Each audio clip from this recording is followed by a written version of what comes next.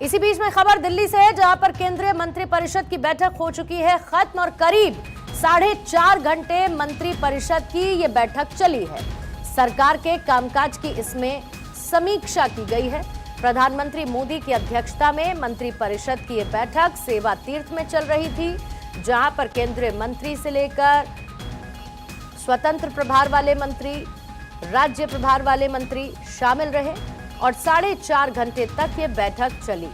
अक्षय मेरे सहयोगी और ज्यादा जानकारी के साथ इस वक्त जुड़ चुके हैं। अक्षय, बड़ी लंबी मीटिंग 4.5 घंटे की चली और लगता है गहनता से कई मुद्दों पर चर्चा हुई।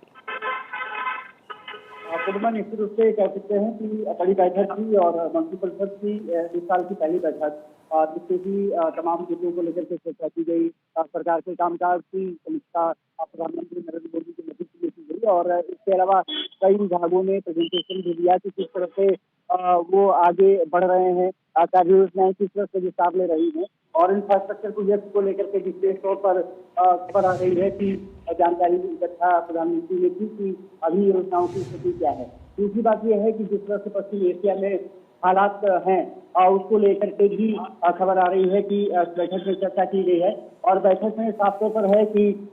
निश्चित रूप से इन मुद्दों को भी संज्ञान में रखा गया है। कहा जा सकता है पूर्णिमा की बहुत महत्वपूर्ण बैठक, लगभग 4.5 घंटे तक ये बैठक चली है और बैठक के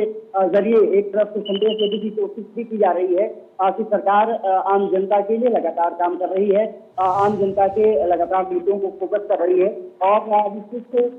इस बैठक के जरिए तमाम मंत्रियों को भी संदेश दिए गए हैं कि जनता में जाना है, सरकार की जो उपलब्धियां हैं जनता में जाना है,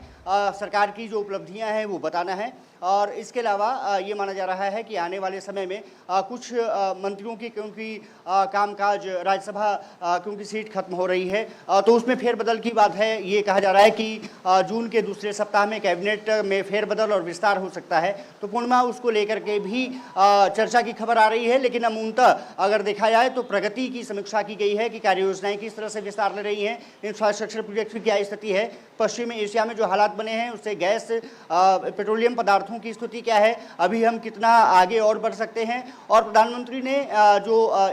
5 देशों का दौरा किया है वहां पर जो आउटपुट आए हैं उसको लेकर के भी मंत्रिपरिषद के सदस्यों को जानकारी दी है। साफ तौर पे कहा है कि मंत्रियों को जनता के बीच जाना होगा, उनको अपनी बातें बतानी होगी। देश निश्चित रूप से संकट में है, लेकिन इस संकट से पार पाने में कैसी सरकार कोशिश में लगी हुई है उन सबको जानकारी देनी है। एक तरफ से प्रधानमंत्री ने साफ तौर पर के मंत्रियों को कहा है कि जनता के बीच में रहना जरूरी है ताकि जनता को सही फीडबैक मिल सके कि सरकार किस तरह से काम कर रही है। बैठक खत्म हो चुकी है, लगभग 4.5 घंटे तक बैठक चली है और खबर आ रही है कि आधा दर्जन से ज़्यादा विभागों ने अपना प्रेजेंटेशन दिया है, जिसमें कि ऑयल एंड नेचुरल गैस जो मिनिस्ट्री है उसने भी, पेट्रोलियम मिनिस्ट्री उसने भी अपनी बात रखी है, ऊर्जा के स्रोतों को भी जानकारी दी गई है। पूर्णिमा, ठीक है, बहुत बहुत शुक्रिया अक्षय आपका जानकारी के लिए। करीब 4.5 घंटे तक